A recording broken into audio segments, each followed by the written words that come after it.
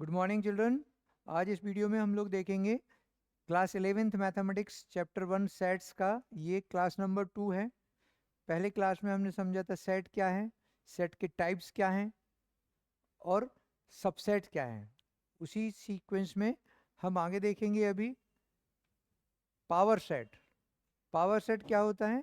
तो किसी भी सेट के जितने भी सबसेट्स होते हैं उन सारे सबसेट्स को जब आप एक सेट के अंदर रख देते हैं उसको कहते हैं पावर सेट।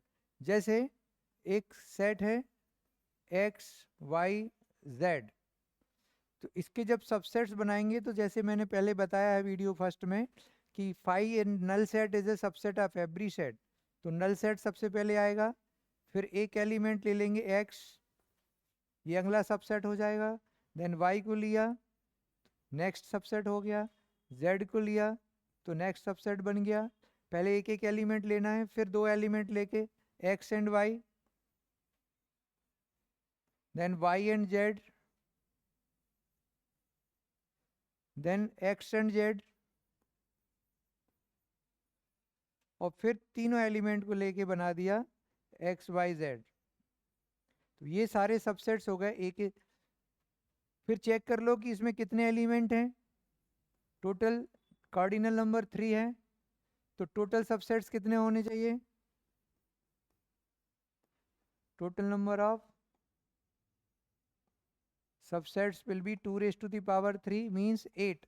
तो काउंट करके देख लो 1 2 3 4 5 6 7 8। तो ये तो हो गए सबसेट्स कैसे बनाए जाते हैं किसी भी सेट के।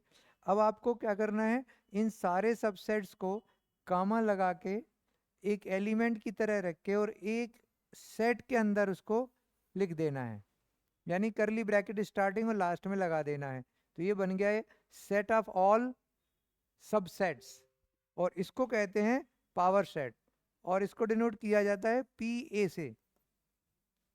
तो P A is known as power set. Short में डेफिनेशन क्या होगी? सेट ऑफ ऑल सबसेट्स, बस इतना याद रखना है। Set of all subsets of any set is called power set of the set and denoted by P A. फिर इसमें अगला पॉइंट आता है कि अगर किसी सेट का नंबर ऑफ एलिमेंट्स या कार्डिनल नंबर 4 है तो उसके पावर सेट के कितने एलिमेंट होंगे, यानी व्हाट इज एन पी ए। तो एलिमेंट्स 4 हैं तो सबसेट्स कितने बनेंगे? 2 raised to the power 4 यानी 16। और वो सारे सबसेट्स किस में होंगे? पावर सेट में होंगे। तो पावर सेट की कार्डिनल नंबर हो जाएगा 16, यानी number of subsets is the cardinal number of power set. इसी में फिर एक क्वेश्चन आता है कि इफ ए इक्वल टू 5, तो पहले तो पावर सेट क्या होगा उसका? क्या पावर सेट भी नल सेट होगा? तो नहीं, पावर सेट नल सेट नहीं होगा, क्योंकि पावर सेट में null set as a subset हमेशा अवेलेबल रहता है। अगर सेट में एलिमेंट हैं तो एलिमेंट्स बाद में आएंगे। सबसे पहले 5 से स्टार्ट किया था हमने। तो 5 is always present in power set of any set, whether it is having one element, two element, three element, or having no element. So power set is always having one element minimum. इसी तरह से इसको लेके base लेके एक और question बन सकता है कि prove that power set of any set is always non empty set. तो आगे डीपीपीज में आ सकता है। फिलहाल अगर ए 5 है तो उसका पावर सेट में एक एलिमेंट होगा। तो ऐसे केस को आप ऐसे कह सकते हैं, number of elements of power set of A will be 1। तो ये सब एमसीक्यू में क्वेश्चन बनते हैं, या वेरी शॉर्ट आंसर में असर्शन रीजन बेस्ड जो क्वेश्चन होते हैं उसमें ये सारे फैक्ट्स यूज होते हैं। तो ये था पावर सेट। किसी भी सेट का पावर सेट क्या होता है? Set of all subsets. फिर उसके अंदर किस तरह के सबसेट्स बनाए जाते हैं? तो पहले 5, फिर एक एक एलिमेंट लेके, फिर दो दो एलिमेंट लेके, और फिर तीनों एलिमेंट लेना है। अगर 4 एलिमेंट होंगे तो 3 3 करके सारे बनाना है, फिर 4 एलिमेंट को लेके बनाना है। फिर जितने एलिमेंट्स होते हैं उसको 2 की पावर लगा दीजिए तो टोटल सबसेट बन जाते हैं, और यही पावर सेट का कार्डिनल नंबर होता है। तो एन ए अगर 4 है तो cardinal number of power set 2 to the power 4 यानी 16 होगा। अब इसमें देख सकते हैं, ये आप एक टीपीपी का क्वेश्चन है, if A equal to 5 then P A, sorry A equal to A, यानी एक सेट के अंदर सिर्फ एक ही एलिमेंट है स्मॉल ए, तो स्मॉल ए है तो उसमें कितने पावर सेट बनेगा, तो एक 5 बनेगा और एक सेट बनेगा, यानी इसका पार्ट है। ये डीपीपी आपको अलग से पीडीएफ फॉर्म में मिलेगा। So it's answer is C if you are doing question number 10। Simple question है। चलिए, तो इसमें हम देखते हैं आगे। फर्स्ट का 10th का आ जाएगा सी, 5 एंड सेट ए। 11th में list of all the elements of the following sets, x is integer, x less or equal to 4, यहां पर है x less or equal to 4, ये 2 पीपीटी है, एक यहां पर एक्स्ट्रा कर लेते हैं। देखिए,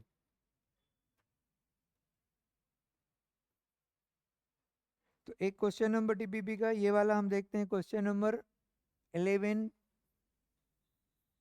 जो सबसेट्स पर बेस्ड है, डीपीपी नंबर 1 का ही है ये।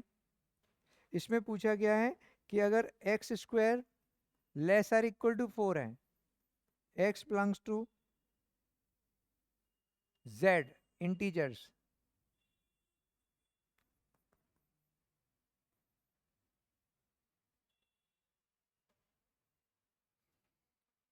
then list all the elements।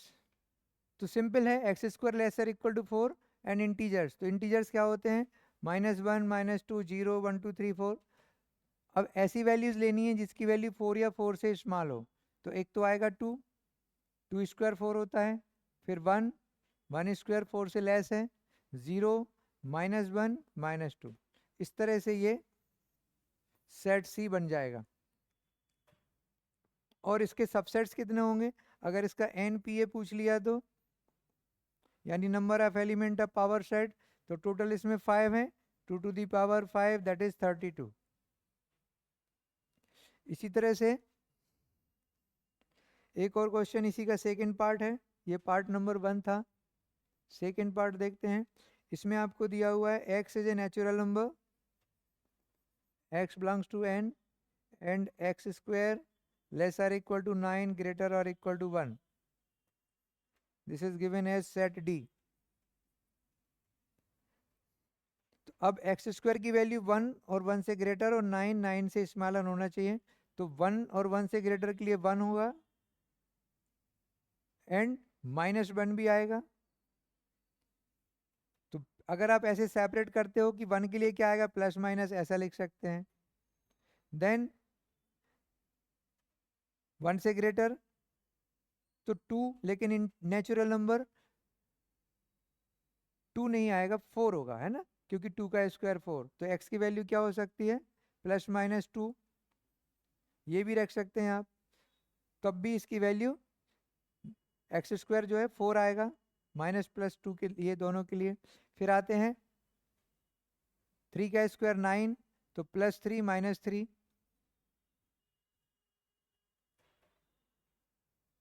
एक तो ऐसा कर सकते हैं सेपरेट, अदरवाइज सबसे बेहतर है कि आप सारे एलिमेंट्स को कवर करके एक साथ ले सकते हैं, -1 -2 -3 1 2 3। ये वो नेचुरल नंबर है जो x की जगह हम यहाँ पर रखेंगे, -1 + 1 रखेंगे तो 1 के इक्वल आएगा, -2 + 2 रखेंगे तो 4 आएगा, और -3 + 3 रखेंगे तो 9 आएगा। अब इसमें कितने एलिमेंट होगा, 6। तो अगर इसमें n पावर सेट के एलिमेंट पूछते हैं, डबल ब्रैकेट आएगा इसमें, तो ये हो जाएगा 2 की पावर 6 यानी 64। तो इस तरह से किसी भी कंडीशन को, जो भी कंडीशन दी है उसके अकॉर्डिंग आप एलिमेंट्स निकालिए, सेट बनाइए और उसके पावर सेट। नॉर्मली इतना लंबा पावर सेट नहीं पूछा जाता है, सिर्फ नंबर पूछा जाएगा, ये भी याद रखिए। अगर किसी पावर सेट में 8-10 एलिमेंट है या 8 to 10 सबसेट्स हैं, तब तो पूछ सकते हैं कि राइट ऑल द सबसेट्स, लेकिन अगर बहुत ज़्यादा सबसेट्स हैं तो ऐसे केसेस में सिर्फ नंबर पूछा जाता है। तो इसका जो थर्ड पार्ट है उसको देखते हैं हम लोग, x such that x is a positive integer,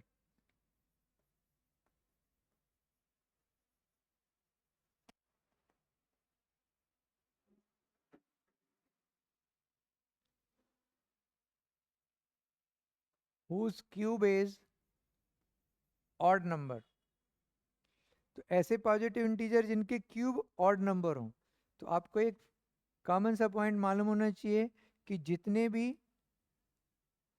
odd numbers हैं 1 3 5, इनका जब क्यूब करेंगे आप तो ये भी ऑड नंबर ही आएंगे। 1 का 1, 3 का 27, 5 का 125। सो ऑड नंबर के क्यूब ऑड नंबर होते हैं। यहाँ पर x में हमें वो इंटीजर्स लेना है जिनका क्यूब ऑड हो, means x will be a odd number.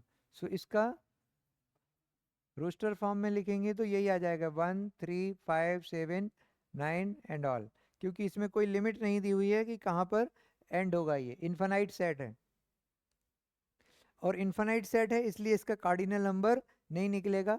Power set का नंबर भी आप नहीं बता सकते कि कितने एलिमेंट होंगे। तो अगर बाई चांस इसका पूछ लें what is n P A elements of power set of set B, A की जगह बी हो जाएगा यहाँ पर। मान लीजिए ये पूछ लिया तो आपका आंसर होगा नॉट डिफाइन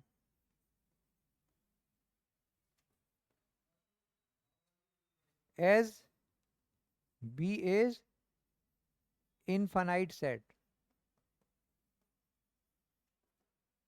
तो इस तरह के कई छोटे छोटे क्वेश्चंस बन जाते हैं। डिपेंड करता है कि आपने थ्योरी को कितने अच्छे से लर्न कर रखा है। तो किसी भी क्वेश्चन को किस तरह से घुमा के इधर उधर से कुछ भी पूछा है आप कर पाएंगे। इसी में अगला क्वेश्चन आता है इंटरवल्स। देखिए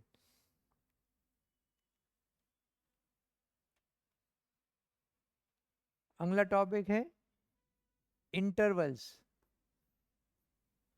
इंटरवल्स क्या होते हैं? तो हमको मालूम है कि जो रियल नंबर्स होते हैं, रियल नंबर्स के एलिमेंट्स या रियल नंबर्स कोई भी दो नंबर के बीच में इनफाइनाइट रियल नंबर्स होते हैं, जैसे 1 और 2। नंबर लाइन पर अगर आपसे पूछा जाए 1 और 2 के बीच में कितने रियल नंबर हैं, तो there is no fix number, infinite. So we can not write all the real numbers in roster form. जैसे 1 से ग्रेटर लगता है कि 1 से ग्रेटर होगा 1.1, but it is not correct. 1 से ग्रेटर 1.1 भी होगा, 1 से ग्रेटर 1.01 भी होगा। So there are infinite real numbers which are greater than 1। So ऐसे केस में क्या करना है? इंटरवल्स की हेल्प लेना है। तो जैसे एक सेट है x such that x belongs to R, x greater than or equal to 1, less or equal to 2। अब ये सेट है, सारे रियल नंबर आपको लिखना है। तो आप इसको रोस्टर फॉर्म में नहीं लिख सकते, सेट बिल्डर फॉर्म ही यूज करना पड़ेगा आपके लिए। लेकिन इतना सारा ना लिखना पड़े, इसलिए इंटरवल का कॉन्सेप्ट है intervals as subsets of real numbers, ये टॉपिक है। तो ऐसे केस में हम क्या करेंगे, इसको शॉर्ट में लिखेंगे 1 कामा 2, और 1 और 2 दोनों इंक्लूड करना है और उसके बीच के नंबर इंक्लूड करना है। तो स्क्वायर ब्रैकेट लगा देते हैं। स्क्वायर ब्रैकेट लगाए, it means 1 and 2 both will be included and the number between 1 and 2 will also be included, but this is only applicable as a subset of real numbers। And चूंकि ये दोनों जगह से closed है तो इसको कहते हैं क्लोज्ड इंटरवल।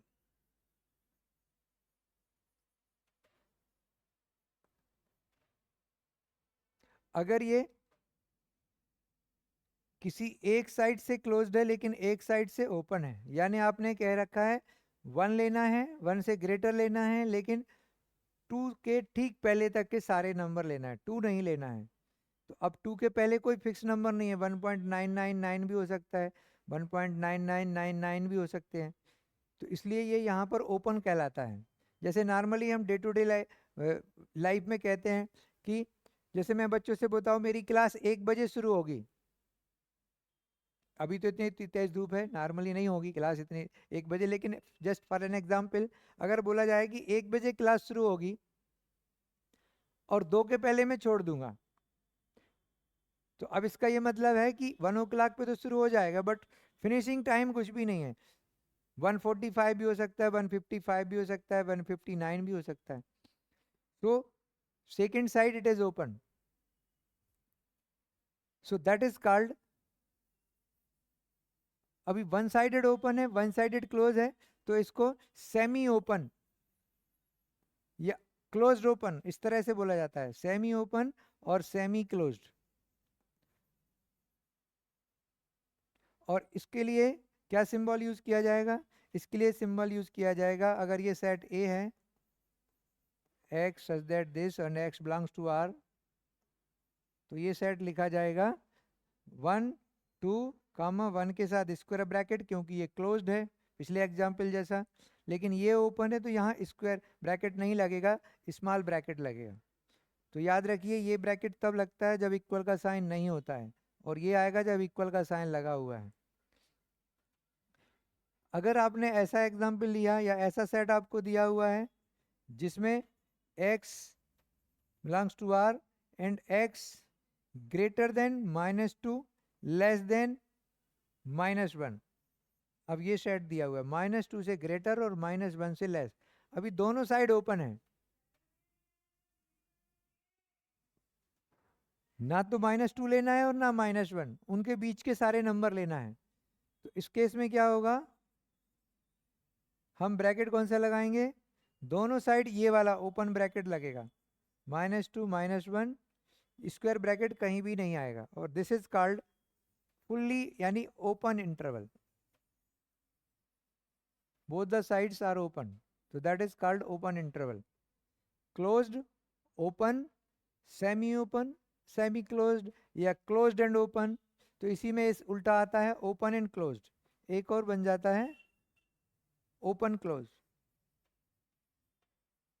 या इसको भी आप सेमी क्लोज सेमी ओपन के नाम से कह सकते हैं, बट नॉर्मली अगर एग्जैक्टली नाम देना है तो फिर इसका नाम होगा क्लोज्ड ओपन और इसका नाम होगा ओपन क्लोज। इसमें क्या आएगा, मान लीजिए 5 से ग्रेटर है और 7 के ग्रेटर या इक्वल है, ये सेट है डी, तो इसको हम क्या लिखेंगे यहाँ पर, 5 के साथ ओपन ब्रैकेट और 7 के साथ close bracket, so that will be the interval which is open to close.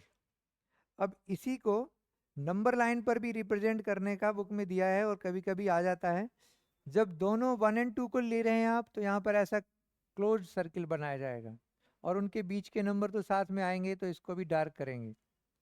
यहाँ पर 1 को ले रहे हैं लेकिन 2 को नहीं लेंगे, तो नंबर लाइन पर 2 को ओपन ब्रैकेट दिखाएं, ऐसे सर्किल से दिखाएंगे, 1 को डार्क सर्किल से दिखाएंगे, ये नंबर लाइन है तो एरो तो रहेगा दोनों साइड, और ये भी डार्क हो जाएगा, इस तरह से बन जाएगा सेकंड।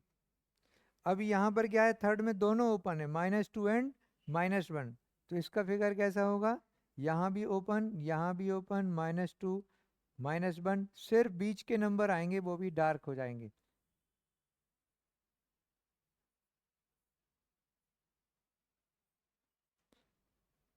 तो जब ओपन होता है मतलब ओपन सर्किल, जब क्लोज्ड होता है मतलब डार्क सर्किल। इससे और क्लियर हो जाता है कि किस तरह से नंबर लाइन पर उन नंबर्स को, रियल नंबर्स को हम ले रहे हैं। यहाँ पर क्या आएगा, लास्ट वाले में 5 ओपन है, तो यहाँ पर 5 पर ओपन सर्किल बनेगा और 7 पर क्लोज्ड, और इन दोनों के बीच में डार्क हो जाएगा, यानी ये सारे बीच के सारे रियल नंबर तो लेना ही है, उनको नहीं छोड़ना है। इस तरह से ये इंटरवल्स एक टॉपिक है set of real numbers, subset of real numbers का। 12th क्लास में और हायर आफ्टर 12th ये बहुत ज़्यादा यूज़ होता है, जहाँ पर फंक्शन, डोमेन, कोडोमेन, रेंज, उस ऐसे केसेस में ये बहुत ज़्यादा एप्लीकेबल है। तो ये है इंटरवल्स। अब देखते हैं इंटरवल्स पर बेस्ड क्वेश्चन किस तरह से यहाँ पर दिए हुए हैं। तो आप देखेंगे क्वेश्चन नंबर 12 में 4 इंटरवल दे रखे हैं उन्होंने। हम चारों को यहीं सामने ही डिस्कस कर लेते हैं। देखते हैं नंबर 1, क्वेश्चन नंबर 12। पहले में आपको दिया हुआ है -4 लेस देन और ग्रेटर और x ग्रेटर और equal to -4 lesser equal to 6। पहला सेट ये है, तो इसका आंसर क्या होगा? -4 में आ जाएगा ओपन और 6 में आ जाएगा क्लोज्ड। सेकेंड ऑप्शन में दिया है -12 -10 और दोनों जगह ओपन है, कहीं पर भी इक्वल का साइन नहीं है, तो -12 और -10 दोनों जगह ओपन इंटरवल लग जाएगा। थर्ड में देखें तो थर्ड में दिया है 0 to 7, 0 के साथ इक्वल लगा रखा है, 7 के साथ ओपन है, तो यहाँ पर 0 7 आएगा, लेकिन 0 में क्लोज्ड, 7 में ओपन सर्किल लगेगा, ओपन ब्रैकेट आएगा। फोर्थ में दिया है 3, तो यहाँ पर 3 और 4 लिख के दोनों साइड हम क्लोज इंटरवल का साइन लगाएंगे, क्लोज ब्रैकेट। तो इस तरह से किसी भी केस में बस आपको ये देखना है कि किसके साथ इक्वल का साइन है वहाँ ये ब्रैकेट आएगा, और जहाँ इक्वल नहीं है वहाँ पर स्मॉल ब्रैकेट आपको अप्लाई करना है।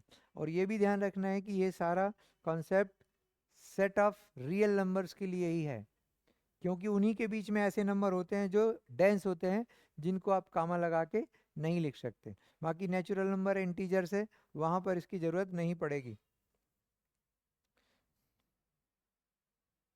अब आते हैं हम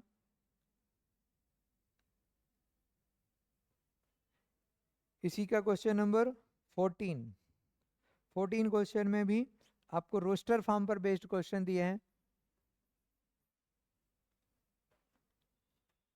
जैसे पहला दिया है x² + x - 2, और इसके में जो x के सॉल्यूशंस आएंगे उसका सेट आपको रोस्टर फॉर्म में कन्वर्ट करना है, यानी x की वैल्यूज निकालनी है जो इसको सेटिस्फाइड करती हो।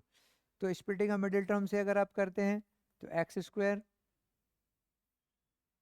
+ 2x - x - 2 इक्वल टू 0, ये स्प्लिटिंग ऑफ मिडिल टर्म हो गया।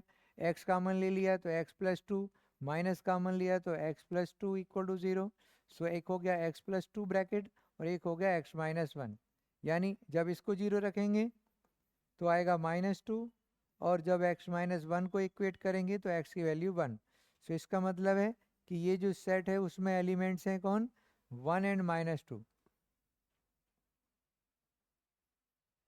तो ये तो सिंपल उन्होंने कहा था रोस्टर फॉर्म में लिखना है, तो हमने लिख दिया इसको सॉल्यूशन निकाल के, और कुछ भी नहीं करना है।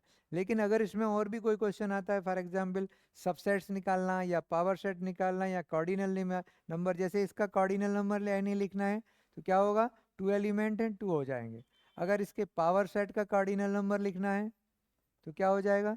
2 एलिमेंट्स हैं तो सबसेट्स कितने होंगे? 2 to the power 4, और जितने सबसेट होंगे वो पावर सेट का नंबर हो जाएगा। तो ऐसे क्वेश्चन और इसमें हम कर सकते हैं। ये भी पूछ सकते हैं कि ये फाइनाइट सेट है या इनफाइनाइट सेट, तो फाइनाइट सेट है। फिर इस तरह का इसमें और भी क्वेश्चन है। सेकंड है x² + x + 1। अब इसको आप अगर आप जानते हैं, ये बड़ा फेमस बड़ा कॉमन सा क्वेश्चन है, आपको अगर आप इसको याद रख सकें तो बेहतर है। ये एक ऐसा क्वाड्रेटिक इक्वेशन है जिसके रूट्स नॉट रियल होते हैं, क्योंकि तीनों पॉजिटिव हैं, कभी कोई भी वैल्यू x की वैल्यू इसको 0 नहीं कर पाती। सो बेसिकली तो x की कोई वैल्यू इसको 0 नहीं करेगी, लेकिन अगर आप डिस्क्रिमिनेंट निकालोगे तो डिस्क्रिमिनेंट नेगेटिव आएगा। एक बार निकाल के देख लेते हैं। b² - 4ac, तो 1² - 4 × 1 × 1, 1 - 4 equal to -3 less than 0, therefore no real roots. तो इसका जो सेट है, अगर ये सेट B है तो क्या होगा? ये नल सेट हो जाएगा। There is no real values of x which satisfying this equation, क्योंकि इसके साथ शुरू में दिया है x बिलोंग्स टू R, यानी सिर्फ रियल नंबर की वैल्यूज ही आपको बतानी है। थर्ड में क्यूबिक दिया हुआ है। आई होप कि आप कर पाएंगे, फिर भी मैं क्यूबिक का शुरू का कुछ बता देते हैं, क्योंकि एक ही टाइप के क्वेश्चन ज़्यादा नहीं आपको होमवर्क में करना चाहिए, बट फिर भी थोड़ा सा मैं हिंट देके इसको छोड़ूंगा। ये क्यूबिक इक्वेशन है। इसकी मेथड क्या है, किस तरह से इसके फैक्टर निकलते हैं, तो जो कांस्टेंट नंबर है उस कांस्टेंट नंबर के फैक्टर्स +-1 +-2 और +-3 +-6 ये इसके फैक्टर्स हैं। तो आप इसके अंदर +1 या -1 +2 -2 रख के देखिए, जिस वैल्यू के लिए पूरा लेफ्ट हैंड साइड 0 हो जाएगा वो उसका सॉल्यूशन हो जाएगा। जैसे कि आप देख रहे हैं यहाँ पर 1 रखेंगे अगर हम, तो हो जाएगा 1 -6 +11 -6, तो -12 +12 0 हो गया। यानी x = 1 पर ये 0 आ रहा है, तो x -1 इसका एक फैक्टर हो जाएगा। ये फैक्टर थ्योरम से आप डायरेक्ट समझ सकते हैं। x की जो वैल्यू उसको 0 करेगी उसका साइन चेंज कर दीजिए, प्लस की जगह माइनस, वो उसका फैक्टर बन जाएगा। अब इसको डिवाइड कर देंगे इससे, तो एक क्वाड्रेटिक, इस तरह का एक क्वाड्रेटिक फैक्टर आ जाएगा। उसको फिर आप स्प्लिटिंग का मिडिल टर्म से 2 फैक्टर निकाल के इसके तीनों एलिमेंट निकाल सकते हैं। तो ये मेथड था इसको करने का। अब देखते हैं कुछ थोड़े से थ्योरेटिकल क्वेश्चन। थ्योरेटिकल क्वेश्चन में क्वेश्चन नंबर 14, सॉरी ये 14 ही था, 15।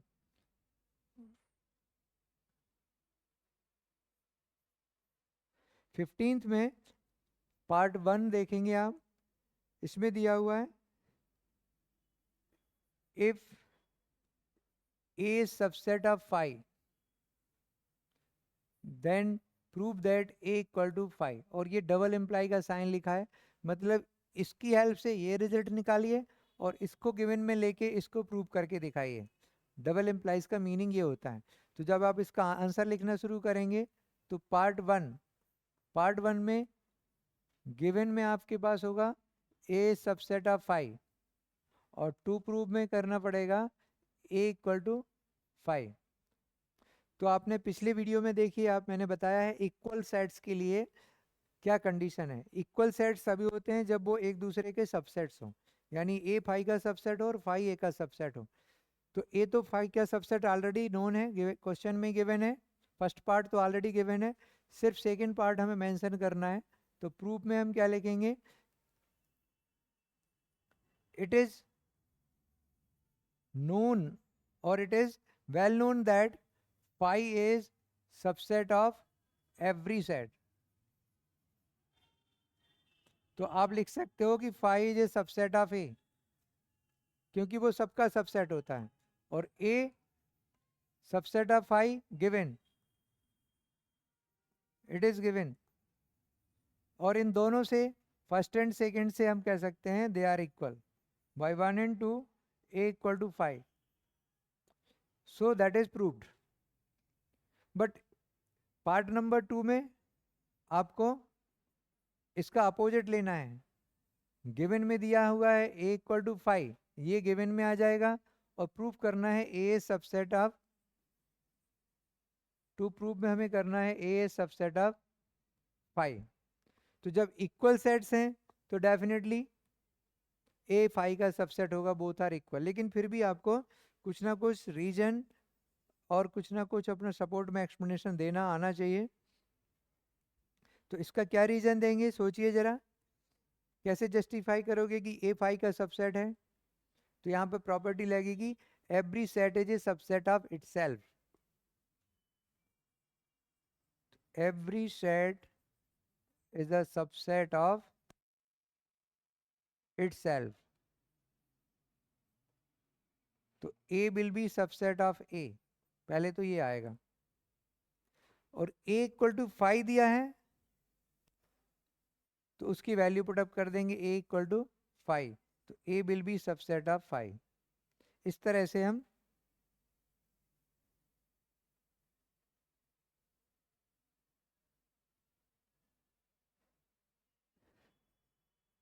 A will be subset of 5, A की जगह पर 5 वैल्यू रख देंगे। तो छोटा सा क्वेश्चन है, लेकिन आपको एक्सप्लेनेशन देने आने चाहिए प्रॉपर लॉजिकली, और जो बेसिक प्रॉपर्टीज है उनका यूज करते हुए। तो ये था क्वेश्चन नंबर 15 का पार्ट 1। अभी देखते हैं 15 का पार्ट 2। पार्ट 2 में दिया हुआ है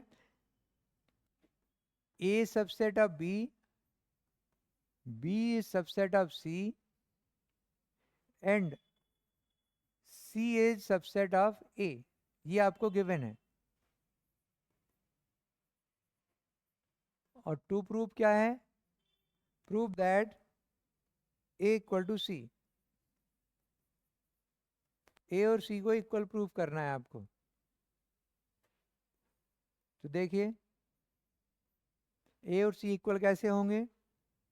A B का सबसेट है, यानी A के सारे एलिमेंट B में हैं। B C का सबसेट है, तो B के सारे एलिमेंट C में हैं। मतलब A C का सबसेट हो जाएगा। उसी को आपको मेंशन करना है। Since A is subset of B and B is subset of C, this implies that A is subset of C. इसमें कोई अलग से एक्सप्लेनेशन नहीं देना, ये सफिशिएंट है। आपको समझना है तो आप समझ सकते हैं। A B का सबसेट है, यानी A के सारे एलिमेंट B के अंदर हैं। B C का सबसेट है, यानी B के सारे एलिमेंट C के अंदर हैं।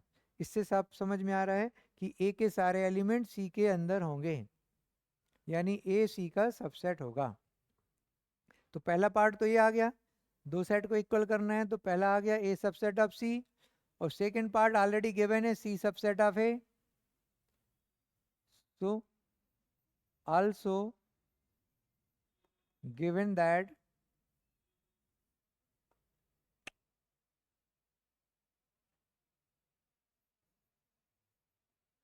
C is subset of A। तो ये फर्स्ट बना दो आप, इसको सेकंड नंबर बना के लिख दीजिए y1 and 2 A equal to C। But proper explanation देना है, कोई भी स्टेप छोड़ना नहीं है। अगर आपको फुल मार्क्स चाहिए, एकदम सही कॉन्सेप्ट डेवलप करना है ब्रेन के अंदर, एक्सप्लेनेशन बहुत अच्छे आपको सीखना है, तो इस तरह से this is first one, this is second, y1 and 2 they are equal. कम से कम प्रैक्टिस टाइम पर आप सब कुछ लिखिए। एग्जाम में थोड़ा बहुत कुछ छूट भी गया तो उसके मार्क्स डिडक्ट बहुत कम होते हैं और नॉर्मली नहीं होते हैं। बट आपकी अगर हैबिट गलत है, प्रैक्टिस गलत है, तो आप बड़ी मिस्टेक करेंगे जिसके मार्क्स डिडक्ट होते हैं। सो कोशिश करिए कि सारे एक्सप्लेनेशन प्रॉपर हों। इसका सेकंड पार्ट, हाँ ये सेकंड पार्ट ही था। अब देखते हैं क्वेश्चन नंबर 16। ये बेसिकली कॉम्पिटिटिव लेवल का क्वेश्चन है, आ चुका है JEE में। 8 power n minus 7n minus 1 n belongs to n। अब ये देखिए, हम अभी तक थ्योरी में क्या पढ़ रहे थे कि हम पहले लिखते थे x बिलोंग्स टू n या x such that x belongs to n, लेकिन यहाँ पर x सच दैट नहीं लिखा हुआ। तो ये नए पैटर्न का तरीका है। बड़े एग्जाम में थोड़ा सा पैटर्न चेंज भी कर देते हैं, बट आपकी अंडरस्टैंडिंग अच्छी है तो आप उसको डिकोड कर पाएंगे, उसको ठीक से मीनिंग निकाल पाएंगे। तो यहाँ एक्चुअल में ये बताया जा रहा है कि नेचुरल नंबर्स n है, और ये एक आपको इक्वेशन दिया हुआ है एक तरह से, इससे आपकी वैल्यूज निकालनी है। वो वैल्यूज यहाँ पर रखेंगे, वो सेट x बनेगा। इसी तरह से y दिया हुआ है 49 into n minus 1, this is also n belongs to n। और पूछा गया है prove that x is subset of y। लेकिन कॉम्पिटिशन में ये हो सकता है चार ऑप्शन दे दें, x subset of y, y subset of x, x equal to y, या नन ऑफ दीज। तो आपको सिंपल मेथड है, n की वैल्यूज रखिए और एलिमेंट्स निकाल दीजिए। तो x का पहला एलिमेंट क्या होगा जब n की वैल्यू 1 रखेंगे तो 8, या आप इसको और थोड़ा सा एक्सप्लेन करना चाहते हैं तो ऐसे रख दें। पहले लिखें for x n equal to 1, क्योंकि नेचुरल नंबर है 1 से स्टार्ट होते हैं तो पहले 1 ही वैल्यू आएगी। तो 8 की power 1 minus 7 into 1 minus 1, 8 minus 8 will come 0, यानी इसका पहला एलिमेंट है 0। जब 2 रखेंगे तो 8 पावर 2 माइनस 7 इंटू 2 माइनस 1, तो 64 माइनस 14 माइनस 1, तो ये आ जाएगा 50 में से 1 गया तो 49, देन n इक्वल टू 3,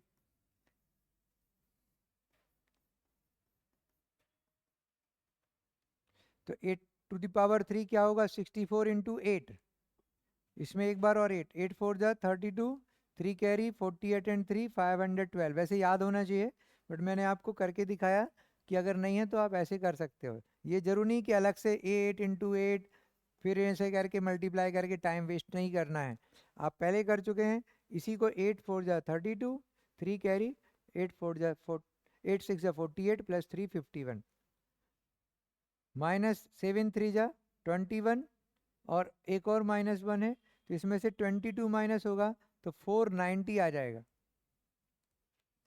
बस 3 एलिमेंट सफिशिएंट है समझने के लिए। तो x आ गया आपका 0, 49, 490। अब देखें कि y में क्या आ रहा है, तो जब इस तरह से y को सॉल्व करेंगे तो आप लिखेंगे फॉर y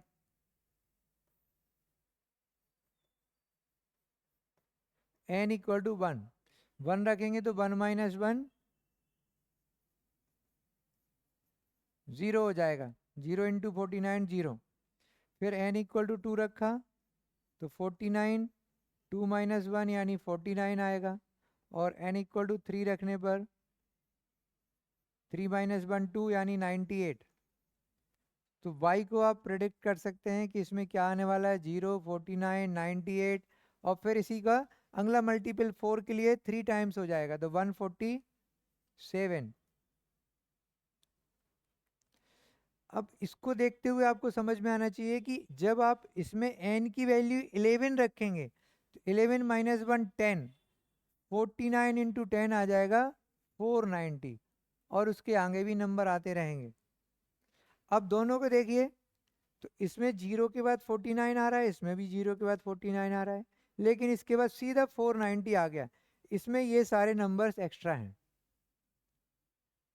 इसमें it is showing that y is having more element than x as well as all the elements of x present in y. So it means that x, you can write all x belongs to x, also x belongs to y, therefore x is subset of y. तो इस तरह से हम ऐसे questions में elements निकाल के भी आप एक जजमेंट दे सकते हैं। फिर से एक बार देख लें, ये एक आपको फार्मूला दिया हुआ है, इसमें n की वैल्यू 1 रखेंगे 0 आ जाएगा, 2 रखेंगे 49, 3 रखा 490, तो 3 एलिमेंट लिख के हम समझ पाएंगे कि इस सेट के अंदर कौन से कैसे एलिमेंट आ रहे हैं। इसी तरह से y के लिए n इक्वल टू 1 तो 0, 2 के लिए 49, 3 के लिए 98, और इसी सीक्वेंस में हम पता कर सकते हैं कि 490 भी आएगा जब 11 रखेंगे। तो इस तरह से हम बता सकते हैं x और y में क्या क्या एलिमेंट आ रहे हैं, और कंपेयर करके आप कह सकते हैं x is subset of y because y is all x are in y and y is having some more elements. So with this ये DPP कंप्लीट होता है। अगले वीडियो में हम सबसेट्स के आगे जो टॉपिक है हमारा यूनिवर्सल सेट, वेन डायग्राम, उस पर बेस्ड क्वेश्चंस करेंगे, थ्योरी समझेंगे। Thank you.